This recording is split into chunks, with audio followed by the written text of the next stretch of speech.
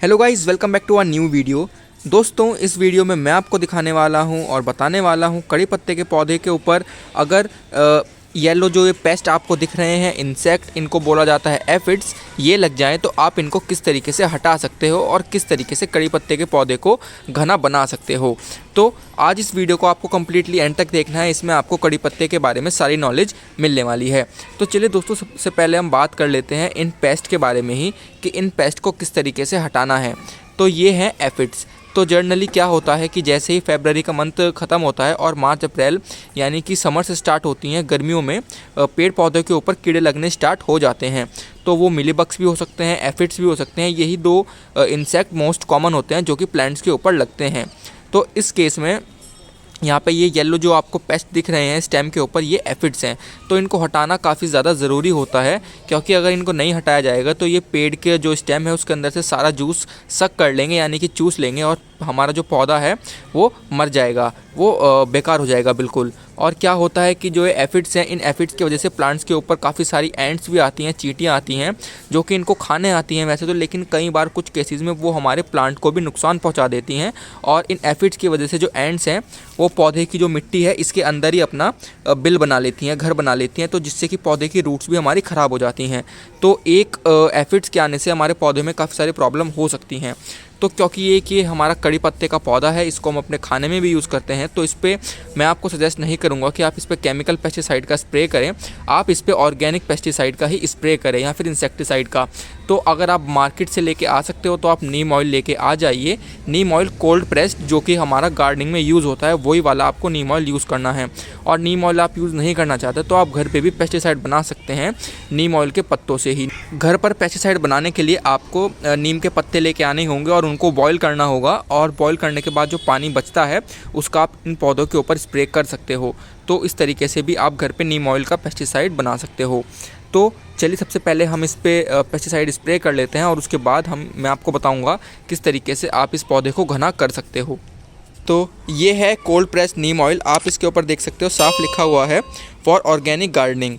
तो इसको अब हम इस प्लांट के ऊपर यूज़ करेंगे और 1 लीटर पानी में इसको हमें 5 से 10 ml मिलाना है। अगर पेस्ट की या फिर इंसेक्ट की जो क्वांटिटी है वो ज़्यादा है तो आप 10 ml तक मिला लीजिए, और अगर कम है तो आप 5 ml ही मिलाइए। और इस नीम ऑयल को आपको 3 से 4 दिन लगातार स्प्रे करना पड़ेगा। उसके बाद इसका आपको अच्छा रिज़ल्ट देखने के लिए मिलेगा, क्योंकि ये केमिकल्स नहीं है तो इसका रिज़ल्ट हमें 3 से 4 बार यूज़ करने के बाद ही दिखाई देता है।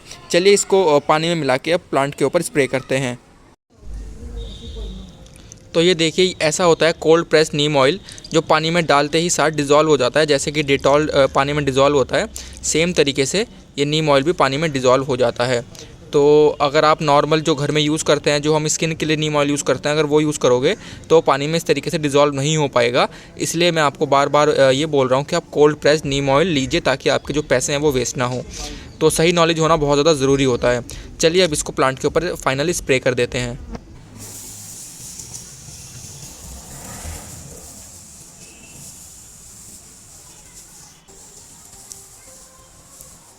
तो चलिए, नीम ऑयल का स्प्रे करने के बाद अब बारी आती है इस पौधे को फर्टिलाइज़ करने की, ताकि ये अपनी जो ग्रोथ है वो अच्छी तरीके से बढ़ा सके।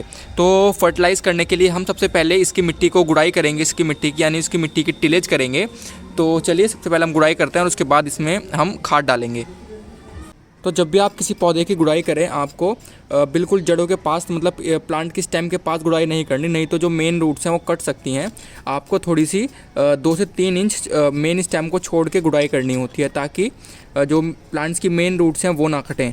और आपको ज़्यादा नीचे तक भी गुड़ाई नहीं करनी होती, 3 से 4 इंच तक ही आप गुड़ाई कीजिए, ताकि बस ऊपर की जो सॉइल है वो लूज़ हो, सारी इसकी जो जड़ें हैं वो ना कट जाएँ।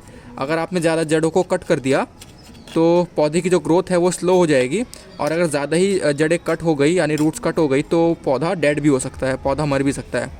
तो चलिए, गुड़ाई हम इसकी कर चुके हैं और अब इसमें हम ऐड करते हैं फर्टिलाइज़र्स। तो फर्टिलाइज़र्स भी मैं इसमें ऑर्गेनिक ही यूज़ करूँगा, जो कि है वर्मी कंपोस्ट और सरसों की खली।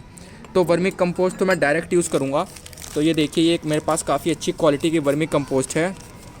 तो ये देखिए, मैं इसमें लगभग 100 ग्राम तक वर्मी कंपोस्ट डाल दूंगा एक बार में। इतनी हमें डालते रहना चाहिए हर 20 से 25 दिन में अपने सभी पौधों में। तो ये देखिए, वर्मी कंपोस्ट ऐड कर चुके हैं हम, और इसके बाद हमें इसको अच्छी तरीके से फैला देना है चारों तरफ।